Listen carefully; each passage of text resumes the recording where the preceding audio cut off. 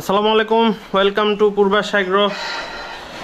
অনেক কমেন্ট পড়ে যে আমার কোরবানির গরু দেখতে চাই, আমার কোরবানির গরু দেখতে চাই। তো আজকে ভাবলাম যে আচ্ছা আমার কোরবানির গরুটা একটু দেখাই দিই। লাইটটা জ্বালাই।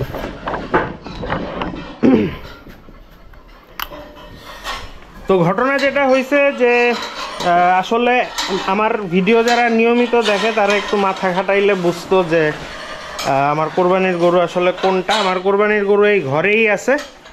তো আপনারা খেয়াল করলে দেখবেন যে আমি এইটা নিয়ে কথা বলছি, কালো সাদা ওই দুইটা গরু নিয়ে কথা বলছি, কিন্তু এই গরু নিয়ে আমি কিছু বলি নাই এখন পর্যন্ত। তো এইটা হচ্ছে আমার 2025-এর কোরবানির গরু। অনেকে হয়তো হতাশ হইতে পারেন যে এই গরু কেন রাখলাম, কিন্তু ঘটনা হচ্ছে যে বাবা একদিন আসছে খামারে, বাবা মামনি আসছিল, মানে আমার ফুল ফ্যামিলি আসছিল, বাবা মামনি আমার বউ বাচ্চা সবাই মিলেই আসছিল। আসার পরে হুট করে কাকা বলতেছিল যে আমাদের তো এখানে 4টা গরু আছে, আপনারা একটা পছন্দ করেন, মানে ক্যাজুয়ালি বলছে আর কি। আমিও আর কি ওইভাবে বুঝি নাই যে বাবা সিলেক্ট করবে বা কিছু। এরপরে বাবা আনএক্সপেক্টেডলি আর নাতিকে কোলে নিয়ে এসে এখানে, এটাই তো সবচেয়ে ছোট ছিল। তো আমরা যেহেতু 1 বছরের মতো রাখবো, তখন কত আরও 2 মাস আগে আসছিল। তো এতদিন যেহেতু রাখবো 6-8 মাস পালবো, তো সেহেতু আমাদের এগুলোর দরকার না, আর এগুলো মোটামুটি ফিটিং ছিল। তো এই গরুটাই বাবা সিলেক্ট করছে, আর এটা একদম পিওর দেশি গরু। বাবা আবার এগুলো একটু পছন্দ করে, ওইসব ওই যে বাবারা বা আমাদের মুরব্বী শ্রেণীরা হচ্ছে দেখে কি যে নাভি আছে কি নাই, যদি নাভি থাকে ওটা বাদ, ওগুলায় নাকি তেল হয়। মানে শাহিওয়াল টাইপ বা ক্রস যেগুলা, এই ঝুলঝুলা জিনিস পছন্দ করে না। আমি সব বেশিরভাগ মুরব্বিকেই দেখছি যে অনেকে হাটে গিয়ে এভাবে ধুম করে বসে আগে দেখে নাভি একদম স্ট্রেট আছে কিনা, মানে পিওর দেশি গরু খুঁজে আর কি। কাকা বা আমিও চাইছিলাম যে এই গরুটাই যাতে নেয়, কারণ এটার গ্রোথ রেট অত ভালো ছিল না, প্রথম দিকে একদম হ্যাংলার মতো পড়ে থাকতো। এটা দেখেন, এই গরুটা দেখেন, এটাও কিন্তু প্রথম দিকে অত বেশি কি বলে চোখে না পড়লো। এখন এই গরুটা মানে ভালোই চোখে লাগে। আপনারা দেখেন গরুটা মানে একদম গোল্লা গাল্লা হয়েছে। এবং আমি একটা ভিডিও না ইয়ার মধ্যে বলছিলাম, খেয়াল নেই আসলে, যে এই সাইডে আনার পরে এটা যেহেতু ঢালু, ওর পিছন দিয়ে একটু ডেভেলপ করবে, এবং সেটা আসলেও করছে। এই যে এখন পাছাটা দেখে। তো যাই হোক, যেটা নিয়ে কথা বলতেছিলাম সেখানে আসি। তো আমি চাইছিলাম মনে মনে, আমি কিছু বলি নাই যে এই গরুটাই নাও বা কিছু, বা কাকাও বলে নাই যে এটা নেন, কিন্তু বাবা দেখছে যে 4টার মধ্যে এটা একটু ছোটোখাটো, আবার দেশিও আছে, একদম পিওর দেশি গরু যেটারে বলে। তো পরে বাবা এই গরুটাই সিলেক্ট করছে, আর সে তার নাতিকে নিয়ে এই প্রথম কোথাও থেকে গরু কিনলো। এই গরুটা প্রথম দিকে খাই নাই, এটা কিন্তু মানে চরম বজ্জাত একটা গরু, লিটারেলি গুতা দেয়। আমার একদিন পাছা ফাটায় ফেলছে, এই যে দেখছেন না, এই যে মানে হিউজ লেভেলের গুতা দেয়, এই যে লাগলে একদম অবস্থা খারাপ। যাই হোক, তো পরে টাকা নেন, একটু একটা মেপে একটু বের করেন, দোয়া করেন যাতে বাবা ফিউচারে আরও অনেক বছর তার নাতিকে নিয়ে গরু সিলেক্ট করতে পারে আমার থেকে।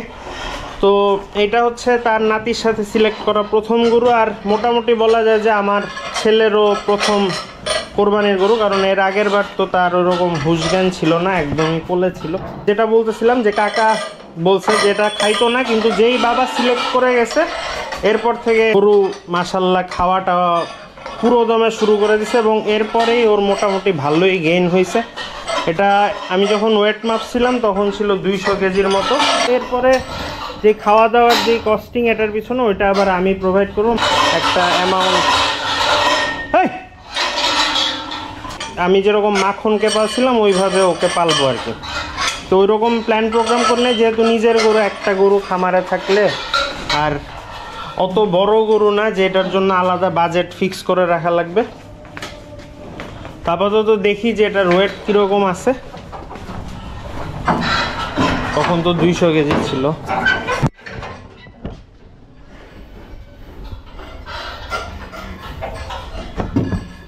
এটা বুঝতে পারিস না ভাই।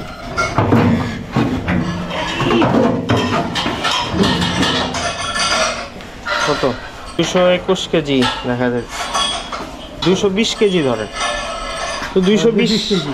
হ্যাঁ, তো 220 কেজি এখন আছে, এখান দিয়ে একটু বের করে একটু রোদে রাখ। আচ্ছা, এদিক দিয়ে বের কর।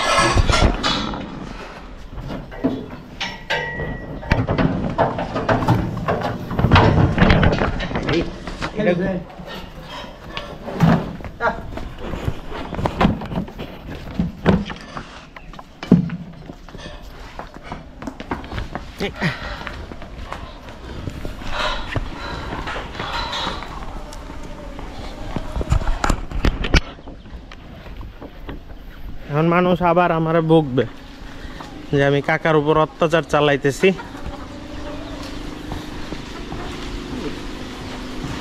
দিল বাবার আম গাছ শেষ করে।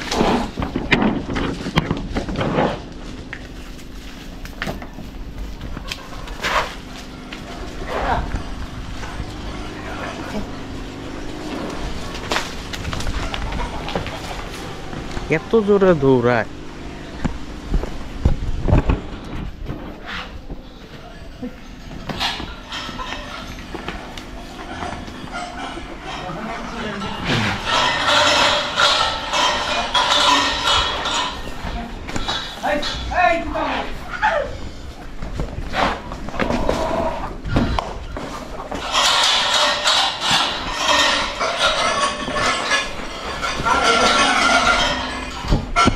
বের হয়ে গেছে।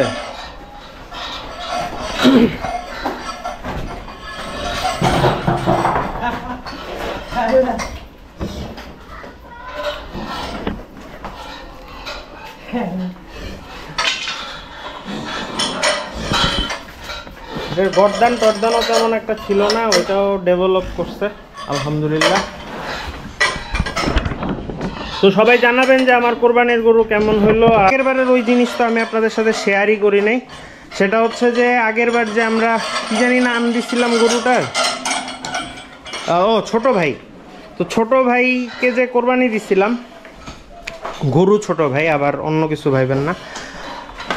ওর আমি জানি না ওই গরুতে কি সমস্যা ছিল বা কি প্রবলেম ছিল। হয় আমার কাছে যেটা মনে হয়েছে, আমি শিওর না, আমার যদি ভুল হয় ধরায় দিবেন। ওই গরুটা যখন কিনছিলাম, আপনারা যদি কেনার ভিডিও দেখেন, আমি উপরে লিঙ্ক দিয়ে দিচ্ছি, গরুটা একটু মানে কি বলে এটাকে, একটু চুপচাপ ছিল, মানে কেমন জানি ভেন্দা মার্কা হয়েছিল এরকম আর কি। তো গরু আনার পরেও ওই গরুটা একদিনও আমার এখানে খায় নাই, আপনার কোনো দানাদার খায় নাই। এই আমি যে দানাদার দিচ্ছি, যে ভুট্টা, তারপর আপনার গমের ভুসি, মসুরি ভুসি, এগুলা সে একটা দানাও কাকা খাওয়াইতে পারে নাই, শুধু সে ঘাস খাইছে। তো শুধু ঘাস খাইছে দেখে আমি খুশি হয়েছিলাম। কিন্তু গরুর মাংস যখন থেকে জ্ঞান হয়েছে তখন থেকেই দেখি যে কোরবানি দেওয়া হয়, তো এইরকম মাংস আমি কখনো দেখি নাই। একদমই জঘন্য ছিল এবং মাংস থেকে কেমন একটা স্মেল আসতো, এবং মাংসের মধ্যে যে গরুর মাংসের যে একটা টেস্ট থাকে, সেই টেস্টের বালাইও ছিল না। তো আমাকে ধরেন যে খামার করার পর থেকে এমন অনেক হয়েছে যে আপনার থেকে গরু নিতে চাই, আমরা এই অমুক জায়গা থেকে গরু নিয়েছিলাম, গরুর মাংসের টেস্ট ভালো ছিল না, হ্যান না তেন না, অনেক রকমের কমপ্লেন মানুষ বলে। তো আমি কখনো এরকম পাই নাই, কিন্তু এইবার আমি পাইছি যে ভাই এইরকম গরুর মাংস আমি আমার লাইফে খাই নাই। নর্মালি মা যেভাবে বাসায় রান্না করে সেইভাবে রাঁধলে গন্ধ আসতো মাংস খাই, এবং কোনো টেস্ট ছিল না মাংসের। তো পরে কালা ভুনার মশলা দিয়ে এটাকে রাঁধতে হয়েছে, বিরিয়ানি করে খাইতে হয়েছে। তারপরে ধরেন যে বিভিন্ন টাইপের আইটেম বানায় যে বেশি মশলা দিয়ে এইভাবে করে করে মাংস মোটামুটি শেষ করা গেছে আর কি, কিন্তু আমাদের কষ্ট হয়েছে। তো মামনির মাথায় ঢুকছে যে এরকম ছোট গরু আর দিব না, আর একবারে খামার মানে আমার থেকে পেলেই গরু করবে আর কি। সব বাবা মামনি কিন্তু চাইলেই পারে যে এখানে রেখে গরু সারা বছর রেখে কোরবানি দিতে, কিন্তু তাদের একটা ধারণা যে একটা গরু যদি আমি কিনে রেখে দেই তখন আমার যদি আবার বেশি খরচ হয়ে যায়, এই চিন্তা করে তারা করে না আর কি, মানে কিনে রাখে না, মানে সবসময় যে থাক এত আগে কিনে কি করবি, এই করতে করতে গতবারও সেম কাজ হয়েছে যে থাক এত আগে কিনে কি করবি, পরে কিনিস, 1-2 মাস আগে কিনিস, এরকম করছে। পরে আমি 1-2 মাস আগে আবার টাইম পাই নেই, হয়তো গরু পাই নেই, এরকম করে করে সেই ঈদের 2 দিন আগে কিনছি। তো কিনে ভাই এই গতবার মামুনির বা আমাদের শিক্ষা হয়ে গেছে, এখন তারা লাইনে আসছে এবং আগেই এসে আমার যেহেতু এরকম একটা ছোটোখাটো দেশি গরু আছে এটা সিলেক্ট করে রেখে গেছে। সিলেক্ট করে নাই শুধু, পেও করে দিছে মোটামুটি। এটা বাবার সাথে ভালোই ব্যবসা করছি, 95,000 টাকা রাখছি, একটু কমায় টমায় দেই নাই, ওটা একটু বেশি রাখছি। আর ওটা কোনো সমস্যা না, মানে বাবার ঘ্যান ঘ্যান করেই নিচ্ছি আর কি একটু বেশি। তো যাই হোক, ওইটা কথা না, কথা হচ্ছে যে গরুটা যেন সুস্থ থাকে, ভালো থাকে। আর ইনশাল্লাহ এটার ট্রান্সফরমেশন আপনারা দেখতে পারবেন। আর একদম ঈদের দিন পর্যন্ত আপনাদের সাথে আছে। ওর একটা নামও সিলেক্ট করতে হবে, আপনারা চাইলে ওর নাম সাজেস্ট করতে পারেন, যেই নামটা ভালো লাগবে সেটা আমি রেখে দিব ইনশাল্লাহ। তো তাইলে আপনাদের অপেক্ষার প্রহর শেষ হয়েছে। এটা হচ্ছে আমার কুরবানি 2025-এর গরু। যে আমার একটা ঝামেলা হয়েছে সেটা হচ্ছে যে সেদিন আমি সোমবার দিন মহিষটা কাটতে চাইছিলাম, কিন্তু পরে যেটা হয়েছে যে আমাদের রেগুলার কাস্টমার এখানে, ওনাদের সাথে একটা সম্পর্ক হয়ে গেছে বিধায় ওনারা আর কি আমাদের কাছে মানে কাকার কাছে রিকোয়েস্ট করছে যে মহিষ তো আপনারা জবাই দিবেনই, তাইলে কয়টা দিন পরে দেন, আমাদের একটা প্রোগ্রাম আছে আর কি, আমাদের নিজেদেরই 60-70 কেজি মাংস লাগবে। তো পরে আমি যেটা চিন্তা করলাম যে হয়তো কাটলে আমার মাংস সেল হয়ে যাবে, আশেপাশ থেকে নিবে, বা ঢাকায়ও আমার প্রায় ভালোই অর্ডার ছিল। কিন্তু আমি যদি ধরেন ঢাকায় আমার 50 কেজি মাংসের অর্ডার আছে, কিন্তু 50 কেজি মাংসের জন্য আমার 10টা জায়গায় ডেলিভারি দিতে হবে। এর থেকে আমি যদি এলাকার মধ্যে 60-70 কেজি মাংস একজন নেয়, সেটা আমার জন্য একটু সুবিধাজনক হয়। তো এই জন্য চিন্তা করলাম যে একটু ডেটটা পিছায় দিই। তো এটার কাটার নিউ ডেট হচ্ছে 11 তারিখে। অল্প কিছু বাকি আছে, যদি কেউ অর্ডার করতে চান করতে পারেন। যে নতুন অর্ডার নেওয়া যাবে এই কারণেই, কারণ মাংসটা আজকে লাগবে, আমি যদি কালকে জবাই দিই তখন তো আর মাংস লাগতেছে না। তো দুই তিনটা অর্ডার আমার এরকম ক্যান্সেল হইতে পারে। তো সেক্ষেত্রে যদি কেউ নিতে চান আমাকে হোয়াটসঅ্যাপে নক দিয়ে রাখতে পারেন যে আপনাদের কত অ্যামাউন্ট লাগবে, কোনো অ্যাডভান্স করতে হবে না। আর আমি আপাতত অ্যাডভান্স নিচ্ছি না, কারণ আমার তো এখনও ওইভাবে স্মুথ হয় নাই জিনিসটা, আমি নতুন নতুন শুরু করছি, এজন্য কিছু সমস্যা হচ্ছে, কিছু মিসম্যানেজমেন্ট হচ্ছে। এটা ইনশাল্লাহ আমি আস্তে আস্তে ঠিক করে ফেলবো। আপাতত অল্প কিছু অর্ডার নিব, আপনারা যারা মহিষের মাংস নিতে চান তারা হোয়াটসঅ্যাপ করে দিন কত অ্যামাউন্ট লাগবে।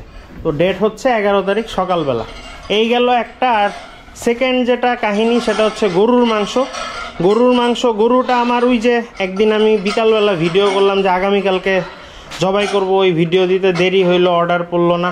তখন এলাকায় আমার 50 কেজি মাংসের অর্ডার ছিল, তখন যে জবাই করি না, এরপর থেকে আমার এটা নিয়ে একটা ক্যাচাল লাগছে। এখন এই গরু সেই দিনও আমি অর্ডার নিছি, তখন আবার হচ্ছিল না, ওই যে কষাই নিয়ে ঝামেলা হইলো, কষাইয়ের ডেট পাইনি, আরেক কষাই আসলো না, এই করে এটার পিছনে যে কুফা লাগছে। এখনও এটারে স্লটার করি নাই। আর ইচ্ছা আছে, প্রায় 80 কেজির কাছাকাছি অর্ডার আছে। তো এখন যদি কেউ কারো গরুর মাংস লাগে তাহলে অর্ডার মানে হোয়াটসঅ্যাপে জানাইতে পারেন, আমরা হয়তো 2-1 দিনের মধ্যে ডেট দিয়ে দিব যে করতে চাই, মানে স্লটার করব বা কিছু। তো একটু ঝামেলা হচ্ছে, সবাই একটু ক্ষমা সুন্দর দৃষ্টিতে দেখবেন, কারণ আমি ভাই এই পার্টে আমি একদমই নতুন, একটু ঝামেলা হইতে পারে। যেমন ধরেন আমি যদি অনেক দিন ধরে এটা করতাম, এক কষাই না আসলে আরেক কষাই দিয়ে আমি এটা ম্যানেজ করে ফেলতাম, কিন্তু এটা আমি পারিনি আর কি। এই জন্য আমি ক্ষমা চেয়ে নিচ্ছি যে আমি বলছি অনেককে যে কাটবো, কিন্তু পরে আমি গরুটা কাটতে পারিনি আর কি। কোনো যাদের মাংস লাগবে বা কোনো অনুষ্ঠানের জন্য যদি বড় অ্যামাউন্টের মাংস লাগে তাইলে প্লিজ আমাকে জানাবেন।